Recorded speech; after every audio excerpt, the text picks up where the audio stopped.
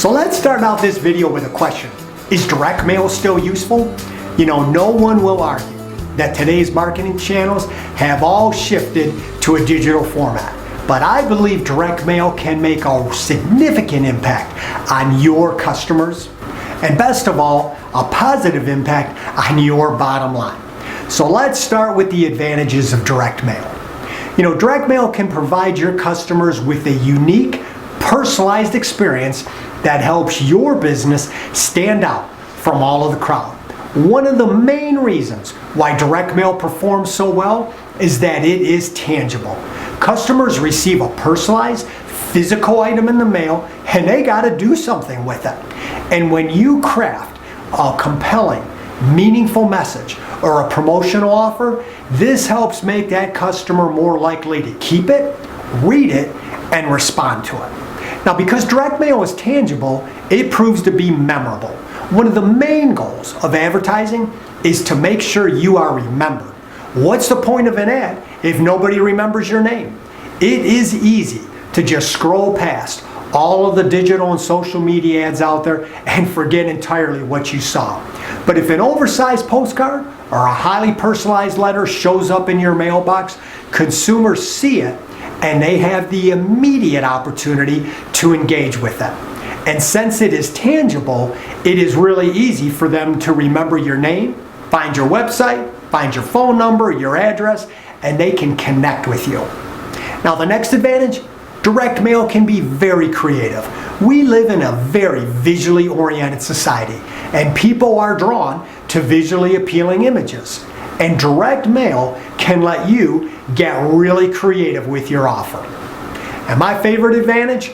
Well, there's just a lot less competition with direct mail. As a marketer, when I see the ability to hyper-target a potential customer base without a lot of competition, well, I really start paying attention to that medium. And with more and more companies ditching their direct mail efforts, I believe you have a much bigger chance for your business to stand out. An eye-catching, thoughtfully distinguished mailer can go a long way in advertising your business and generating results.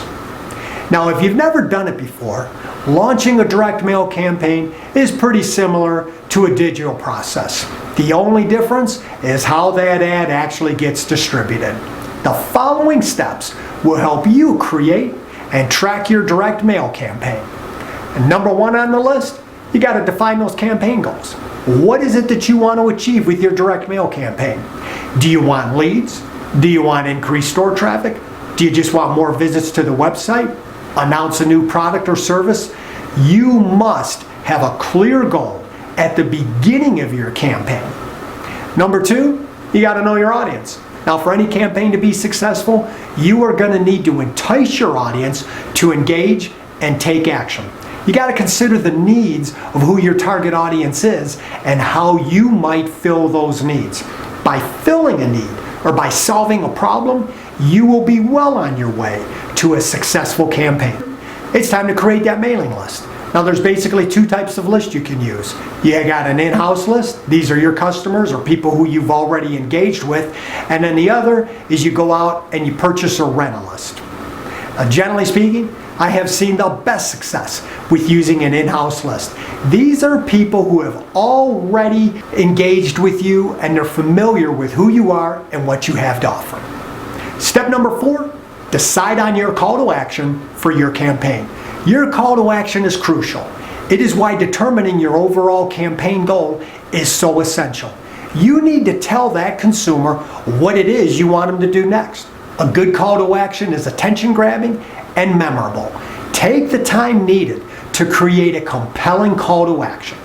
Step 5, choose the format and go to work designing that direct mail piece. Direct mailers come in all kinds of shapes and sizes, and your budget and marketing goals will help dictate the type of mailer that you need for your campaign.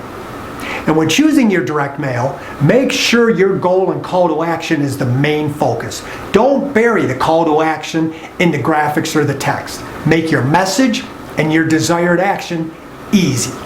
And finally, send that mail out and track your response. Now, if your audience is small, you might be able to do all this in-house. But most businesses out there work with a direct mail shop or a processor. And my advice, let the experts handle the campaign's printing, postage, and the mailing. And when designing your piece, make sure to create a call to action that will make it easy for you to track the response rate.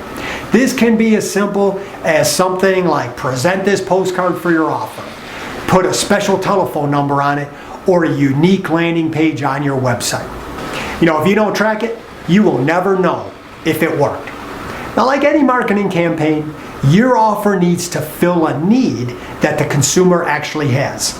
And if your message is compelling and meaningful, just about any advertising medium will generate a positive response, including direct mail.